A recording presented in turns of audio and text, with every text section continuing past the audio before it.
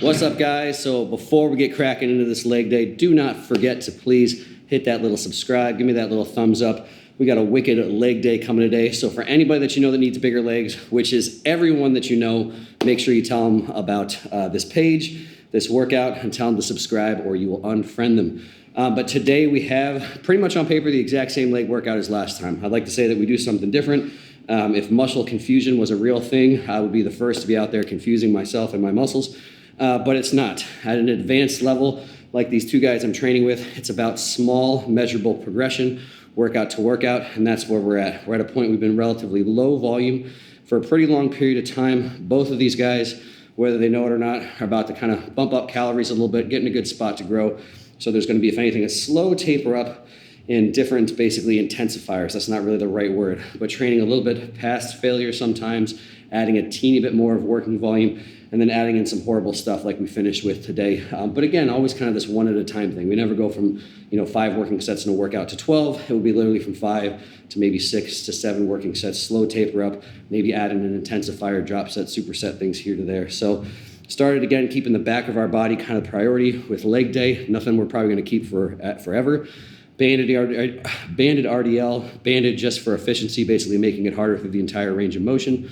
Then from there we go to seated leg curls, my favorite for isolating hamstrings. Really good for output, really good for keeping everything else out of it. So again, you can clearly see glutes, hams are a top priority for us. And then from there we start to move into quads, banded hack squat. Again, our big movements, very low volume overall, supersetting that with the lying leg curl.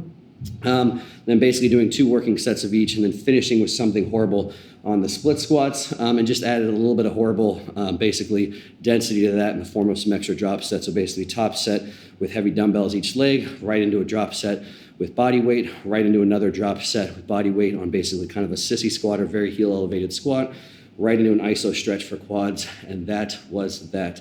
So again, if you're looking for a horrible, painful leg workout that's also very efficient, really training your whole lower body but prioritizing the back of the body a little bit, this is your workout.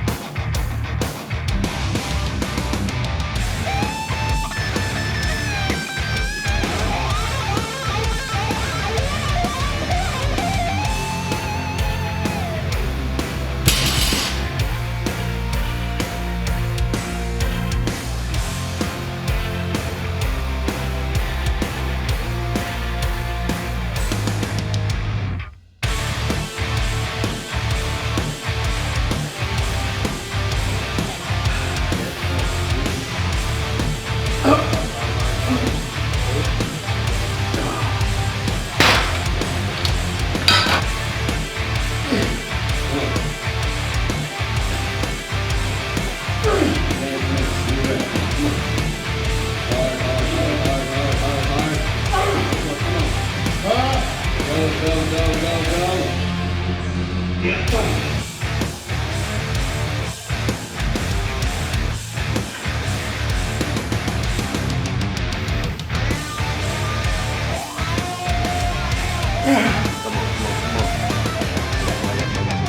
more. Smooth. Finish. I got you. Yep. All right, guys. So I just want to kind of discuss something real quick. Specifically, discuss a little bit of the nuance involved with forced reps or training past failure, and just realize that not all forced reps, not all training past failure is going to have really the same effect, or you do it really for the same reason. And I've said this a couple times. I'm going to say one statement, then I'm going to clarify that. But basically, I think as you get more advanced and the efficiency of your training becomes more and more important, matching pieces of equipment's resistance profiles to your body's strength profiles becomes more and more important. Now, it sounds fancy, but the names are just for accuracy's sake. So hopefully I'm describing the right things. But basically, if we're looking at a machine like this, like the leg curl, we're looking at a single joint basically involved. So we're looking at what you can do for knee flexion. And so I don't think a lot of people realize two things.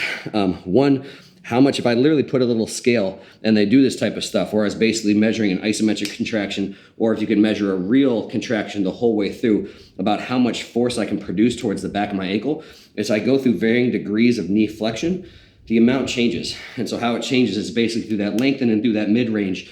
Again, if I literally put a little scale on there, I can produce a lot more force than I can when I get to full knee flexion. So when you get to that full knee flexion position, you're going to be a lot weaker. And that has to do a little bit with a muscle length tension type thing. Also way muscles cross over joints. So realize again, what you're capable of doing from an external force output standpoint is not going to be the same. And most companies try and actually match that with their equipment. So again, if you look on any piece of equipment, there's going to be this thing here, again, especially for things that are stacked, called a cam. So this thing right here that's not quite a circle is a cam. The whole point of that, I think people don't realize either, is if you measured how much weight is actually being pressed into this pad, same thing, you could get an actual scale, as long as you had it at the same angle the entire time as it's curling, the weight on that pad is not the same either. So literally as it goes through, it's heavier at the top and lighter at the bottom. So hopefully you understand, obviously, as you're doing a curl, what you're capable of doing, you're stronger here and weaker here. So that's why they've made this heavier at the top and lighter at the bottom to try and match what your body's capable of doing. Just realize they don't always get it right. That's not a big deal. There always is going to be a little bit of difference from person to person. And sometimes they just didn't put that much time and effort into making sure it's accurate. So realize that's one of the reasons some people love old school stuff so much. So people love Cybex, they love Nautilus, they love Icarian, other brands, Paramount Flex. Some of the reasons that meatheads love that stuff is because they know what hard should feel like. And again, it's actually a very intuitive thing. Bodybuilding is great because bodybuilders realize that, again, most of training is about an internal response. Most bodybuilders realize you want things to be as hard as possible in the trained muscle. So people that designed that equipment back in the day match those profiles much better than a lot of equipment companies do now. So bodybuilders love them and still love them because they're just hard. If it's basically going to match what you can do through the entire range of motion, it's going to feel much harder the entire time. And really, in my opinion, arguably is way more efficient. So all that back to spotting. Lots of times when I'm spotting, if you see some of the clips when I'm spotting Cody or spotting Terrence, and obviously when they're spotting me, if you ever get to a sticking point on an exercise, so if you watch us do the leg curl, most of the time when we're getting close to failure is we're getting to the point where maybe you can bring it through half of the range of motion and then you hit a sticking point. That basically means the equipment is too heavy at one end and too light at the other, or vice versa. And so in this case, at the start of the exercise, basically they made it too light compared to the end, which was made too heavy. So you're able to do half of the range of motion. And because the weight didn't drop off fast enough, you basically can't finish the rep. So when I'm spotting someone past failure on this exercise, I don't actually think that I'm going past failure. I think more so about the fact that I'm correcting the profile. Meaning, again, if they had really a perfect cam in there, your last failure rep would be just scraping for every last inch, but you'd be able to do it entirely on your own. So that's just a good rule of thumb to look at. Two different types of spotting. Again, if you have lots of times a single joint exercise, but it could be multiple, but a single joint exercise, if you hit a sticking point halfway through, that arguably means that the profile basically of the machine doesn't match your body that well. And it's a great place or easy way to fix that without having to have a bunch of fancy equipment, is have somebody basically spot you through the rest of that rep. You're fixing the profile. Whereas if on a different exercise, on the very last rep, I'm just gonna use bench press for example, if you go to the bottom and you're basically just grinding as hard as you can, and it's a grinder from top to bottom, and then basically from there, you bring it down and you can't move it an inch, and you have someone do forced reps at that point, you really at that point, you're more of just doing a drop set, right? So again, at that point in time, coming from the bottom, you can't do the weight at any part of the range of motion. So for someone to spot you, if they take off 30 pounds the whole way through, it's basically the same as taking off 30 pounds off the bar. And I'm not implying that's wrong or shouldn't do it. I'm just saying it's really two different things. So again, that might seem a little bit nuanced for some people, but again, this is really more important, I think, the more advanced you get. And that's really our thought process a lot with training and a lot with spotting, is basically how can we make reps more efficient, particularly those last reps more efficient, and then realizing that there's no perfect equipment. Even some of the stuff that I named is not perfect. So basically the less perfect the equipment, the more you might have to have a training partner or someone else basically have you try and fix the machine, fix its profile through spotting.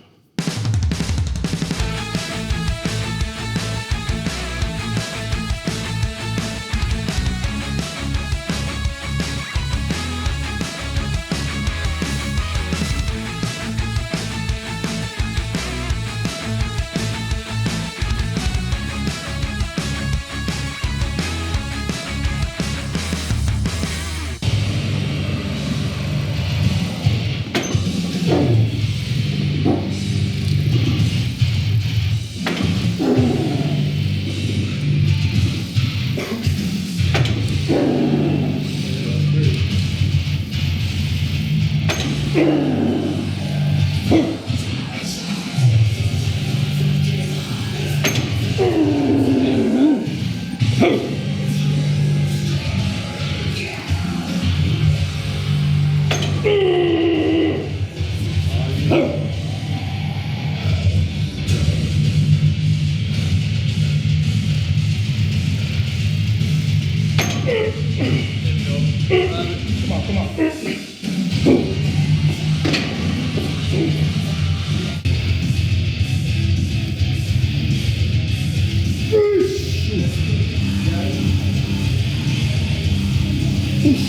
Negatives, make them hard.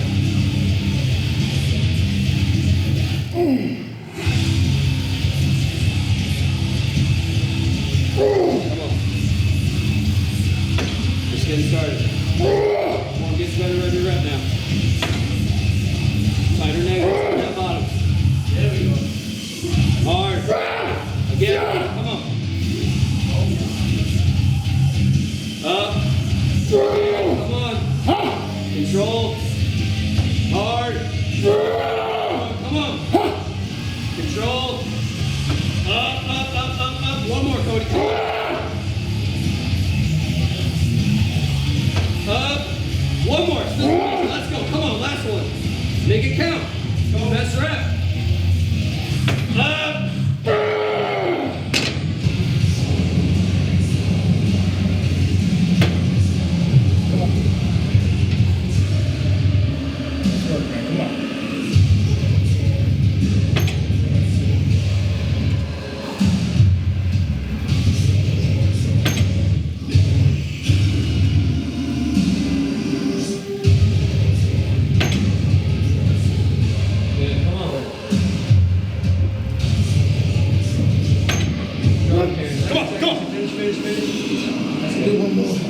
Let's go. Stay tight.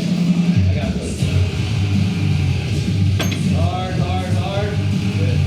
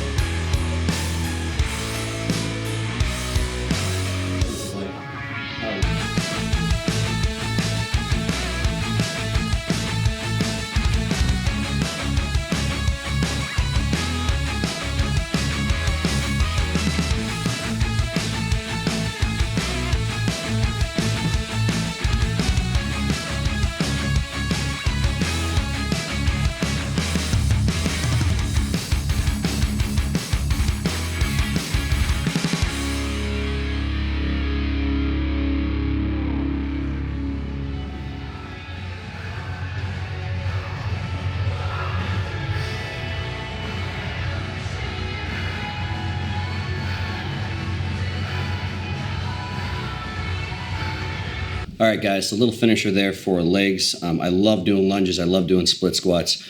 If for no other reason, it incorporates a little bit of everything. Maybe a little bit more quad dominant the way we were doing the stance, a little bit more of a narrow stance, pressing with that back leg, but the reality is feeling a little bit of everything. So split squats in the first place to train everything, and then basically all the other stuff we did after that was just for density, accumulating a lot of tension in a short period of time. So again, the whole set maybe took 2-3 minutes, loaded first, drop set to body weight, alternating legs back and forth, and then basically just trying to get whatever we had left in that lengthened range of the quad. And arguably when you're in that lengthened range, it just traps a lot of stuff. So from the first 20 reps each leg from the drop sets, accumulating a lot of byproduct of contraction, then going and training it even further in that fully lengthened position, basically to failure. That's the point of that giant wedge.